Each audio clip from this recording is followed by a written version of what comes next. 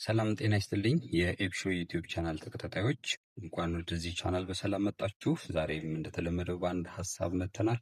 ለቤቱ አዲስ ከሆናችሁ ሰብስክራይብ ማድረግ አይረሳ።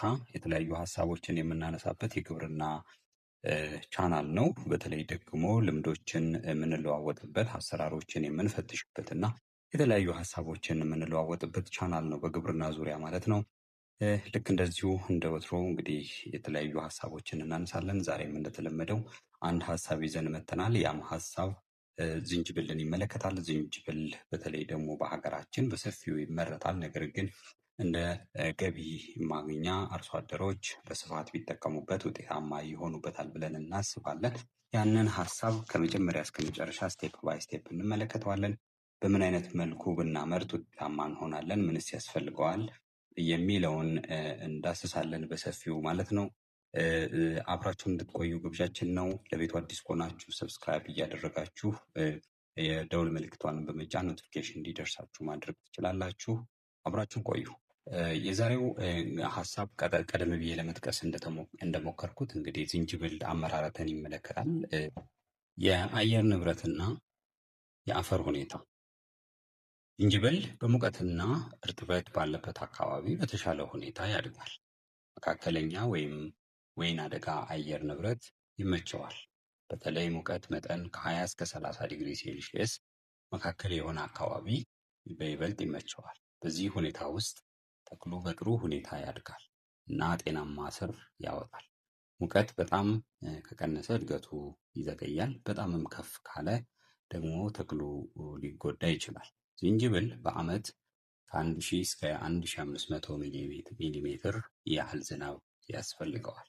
በተለይም በመጀመሪያ የእድገት ደረጃ ቀጣይነት ያለው እርጥበት መኖር አስፈላጊ ነው። ዝናብ ካጣ ተክሉ ይደርቃል። ብዙ ከሆነ ደግሞ የስር መበስበስ ሊያመጣበት ይችላል። በኢትዮጵያ ዝንጅብል ምርት ተስማሚ አካባቢዎች በኦሮሚያ ክልል ጅማና ኢሉባቦር፣ የደቡብ ብሔር ብሔረሰቦች ክልል እና የደቡብ ምዕራብ ኢትዮጵያ ናቸው።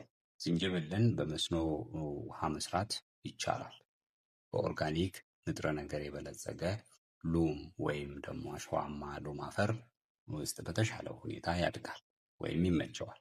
ዝንጅብል ትንሽ አሲዳማ የሆነ አፈር ከ5.5 እስከ 6.5 ፒኤች ያለው ይመርጣል። ይህ ንጥረ ምግቦችን በቀላሉ እንዲያገኝ ያግዘዋል እና ከፍተኛ ምርት ያስገኛል። ሁለተኛ፣ የመሬት ዝግጅት። ዝንጅብል የምርት ሂደት ውስጥ ትክክለኛ የመሬት ዝግጅት እጅግ አስፈላጊ ነው። መሬቱ ከ2 እስከ 3 ጊዜ መታረስ አለበት። ይህም ጠንካራ አፈርን ለመሰባበር እና ለማለስለስ ይረዳል። ከዚያ በኋላ መሬቱ በጥንቃቄ መጽዳት አለበት። የተለያዩ አረሞች፣ ድንጋይ እና የተክል ቅሪቶች መወገድ አለባቸው። ቀጥሎ ከፍ ያሉ መደቦችን መስራት ወይም ማዘጋጀት አለባቸው። ምክንያቱም ዝንጅብል የውሃ መብዛት እጅግ ይጎዳዋል። ከፍ ያሉ መደቦች የውሃ ፍሰትን ያሻሽላሉ፣ የስር መበስበስንም ይከላከላሉ እና በቀላሉ ስራን ለማከናወን ይረዳሉ። በተለምዶ አልጋዎች 1 ሜትር ስፋትና 15 እስከ 20 ሴንቲሜትር ከፍታ ያለው መደብ መስራት ያስፈልጋል። ጥሩ መሬት ዝግጅት ጤናማ ተክልና ከፍተኛ ምርት ያስገኛል።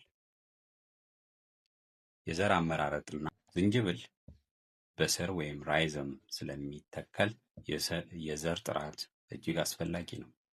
ገበሬዎች ጤናማ፣ ጠንካራ እና ከበሽታ ነፃ የሆነ ስሮችን ማምረት አለባቸው።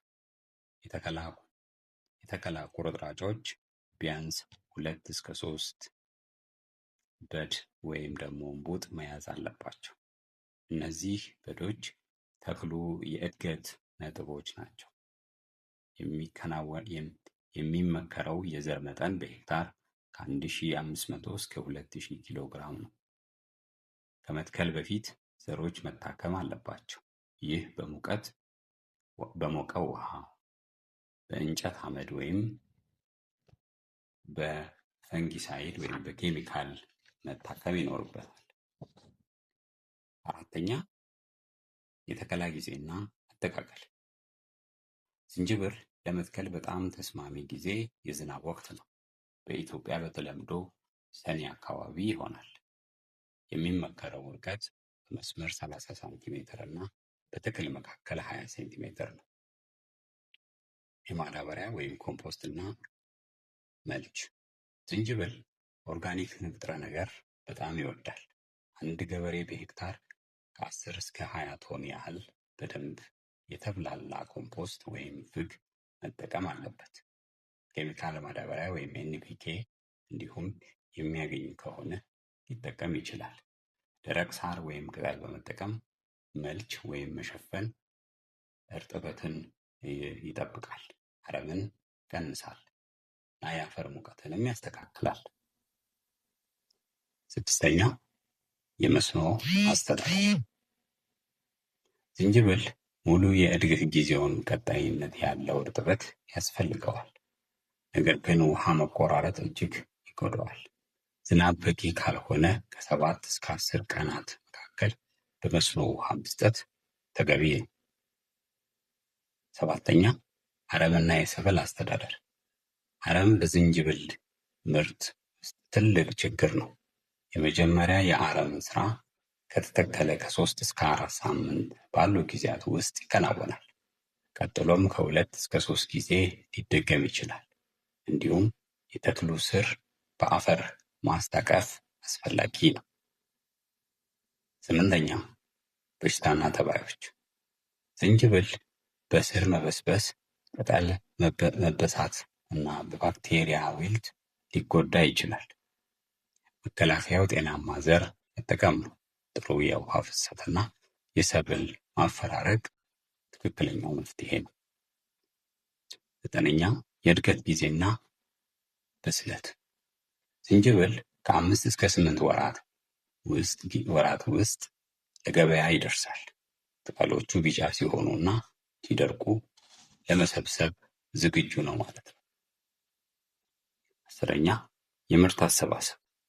የምርት አሰባሰብ በጥንቃቄ መደረግ አለበት። የስር መጎዳት እንዳይኖር ከዚያም በኋላ ስሮች በጥሩ መጽዳት ይኖርባቸዋል። ከፍተኛ ምርት ከ25,000 እስከ 40,000 ኪሎ ግራም በሄክታር ሊመረት ይችላል። 11 የገበያ ሁኔታና ትርፍ። ዝንጅብል በአካባቢውና በዓለም አቀፍ ገበያ በከፍተኛ ሁኔታ ተፈላጊነት አለው። በምግብ ቤት